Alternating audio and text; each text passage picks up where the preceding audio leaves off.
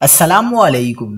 کراچی لٹیروں کی جنت بن گیا، ڈی ایس پی اور فیملی سے لوٹ مار، ڈکیتی مزاحمت پر مزید 2 افراد قتل۔ افسوسناک واقعے پر فضا سوگوار۔ کیا آپ حالات حاضرہ سے آگاہی حاصل کرنا چاہتے ہیں؟ خبر کے پیچھے چھپے اصل حقائق جاننا چاہتے ہیں تو ابھی سبسکرائب کیجئے جلمل پاکستان کو اور ساتھ ہی گھنٹی کے نشان پر کلک کر دیں۔ آپ کو بتاتے چلیں کہ شیر قائد میں عوام کا رکھوالا خود ہی لوٹ گیا۔ کراچی کے علاقے راشد مناس روڈ پر ڈی ایس پی اور ان کی فیملی سے لوٹ مار۔ ڈی ایس پی امجد کلیار کا کہنا تھا کہ وہ فیملی کے ہمراہ کسی کام سے جا رہے تھے کہ انہوں نے الدین پارک کے قریب راشد مناس روڈ پر گاڑی روکی تو اچانک 2 موٹر سائیکل سوار ڈاکو گاڑی کے قریب آئے اور اسلحہ تان لیا۔ فیملی سے پرس اور موبائل فون چھینے اور فرار ہو گئے۔